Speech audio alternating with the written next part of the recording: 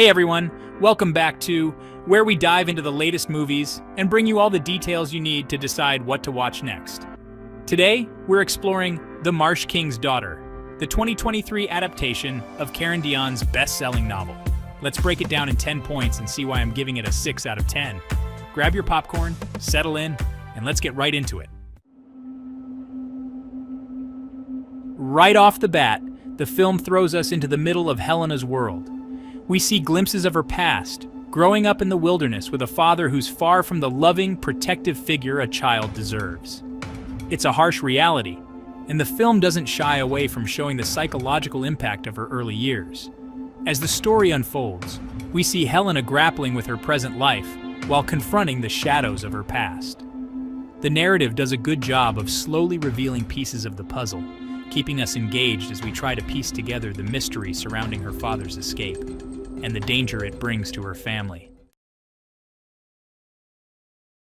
Daisy Ridley delivers a powerful performance as Helena, portraying the character's inner turmoil with a quiet intensity that's captivating to watch.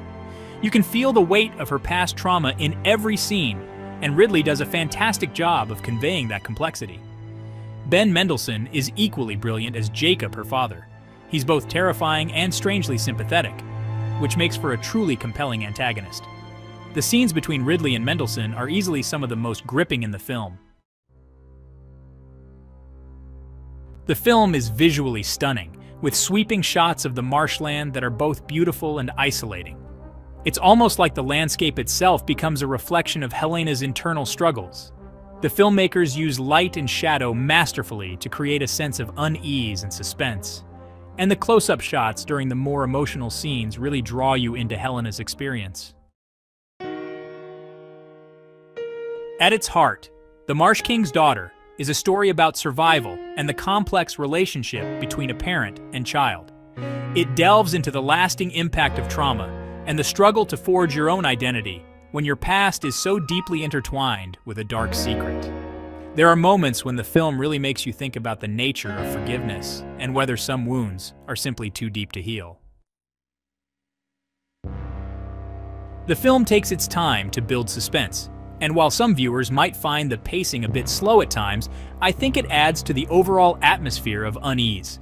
The tension gradually builds as Helena gets closer to uncovering the truth, and there are some genuinely intense moments that will keep you on the edge of your seat.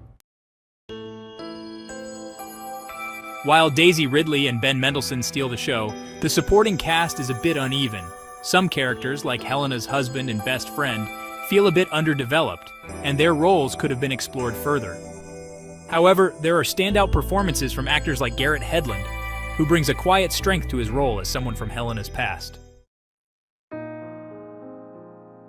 As someone who enjoyed the book, I think the film does a decent job of capturing the essence of the story. There are, of course, some changes and omissions, which is to be expected with any adaptation.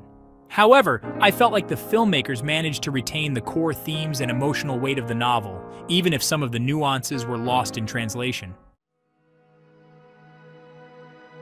The film's score and sound design deserve a special mention for their contribution to the overall atmosphere. The music is haunting and melancholic, perfectly complementing the film's visual style and adding to the sense of isolation and suspense.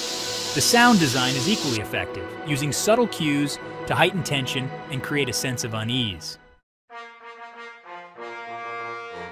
Director Neil Berger does a commendable job of bringing this character-driven story to life. He has a knack for drawing out nuanced performances from his actors, and his direction effectively conveys the emotional complexity of the narrative. While the film might not appeal to those seeking action-packed thrills, it's a well-crafted thriller that will stay with you long after the credits roll. Overall, The Marsh King's Daughter is a solid thriller with strong performances, stunning visuals, and a thought-provoking exploration of complex themes.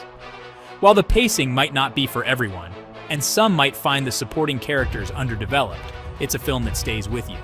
It's a 6 out of 10 for me, held back from a higher score by the uneven pacing and missed opportunities to flesh out some of the supporting characters.